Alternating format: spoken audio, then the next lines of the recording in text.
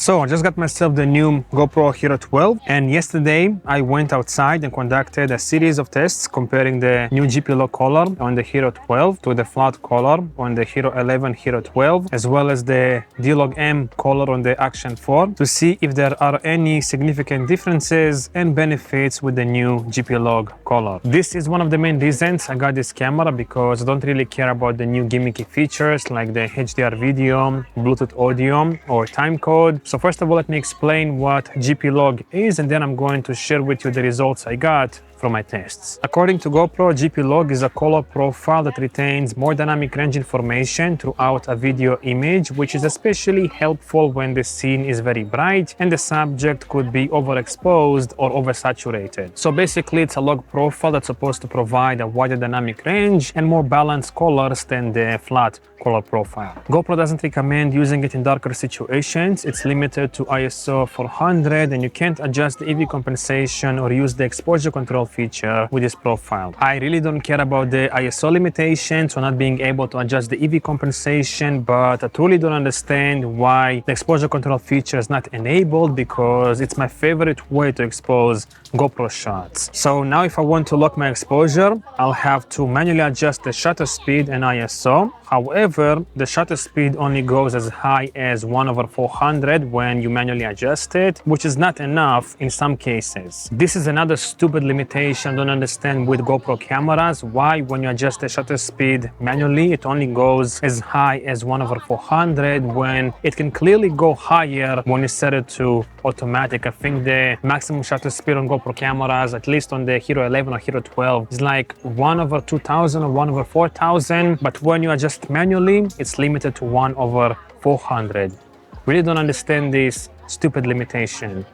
Anyhow, let's move on to the test results, which are also kind of disappointing. When shooting in GP Log color on the HERO12 and flat color on the HERO11 HERO12 with the same resolution and auto exposure settings, the GP Log profile appears to have slightly better dynamic range performance. However, it's also a bit darker overall and exhibits substantially more noise in the shadows. This is clearly visible in these dark shots here, especially in the shadows.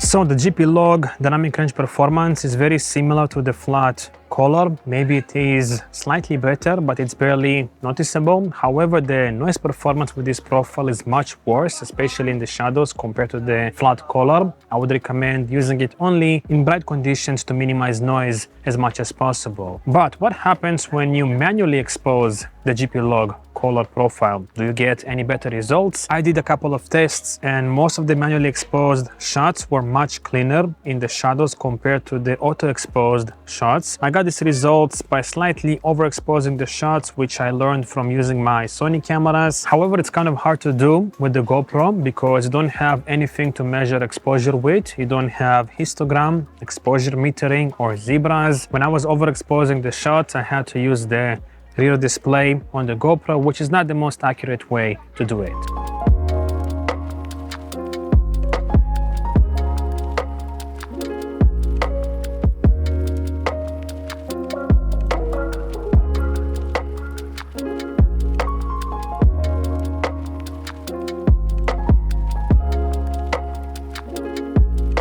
Another minor difference I can see with GP Log color compared to flat color is that it provides slightly more neutral, less saturated and balanced colors. I noticed this especially with skin tones. And finally, when comparing GP Log to D-Log M on Action 4, I think both have very similar dynamic range performance. It's really hard to tell a difference. However, the Action 4 is clearly cleaner in the shadows with more accurate colors out of camera, whereas the HERO12 has much more detail detail in the image due to its higher 5.3K resolution and 27 megapixel sensor. I personally prefer the Action 4 in this case. Not only does it have much less noise in the shadows, but it's also much easier to manually expose, and the colors out of the camera are much more accurate, which makes it easy for me to match with my Sony ZV-E1. The only advantage of the HERO12 is the higher resolution, which does provide a more detailed image, but it has too many other downsides for me. So, what have we learned today? From the test I've conducted, I don't see any significant benefits to using the new GP-Log color profile over the old flat color profile. While it does offer a slightly wider dynamic range and more neutral looking colors, it suffers from poor noise performance and lacks the ability to lock the exposure with exposure control. I'm really not sure if I'm going to end up using this new color profile in the future, because as of now I find it much easier to use the old flat color profile.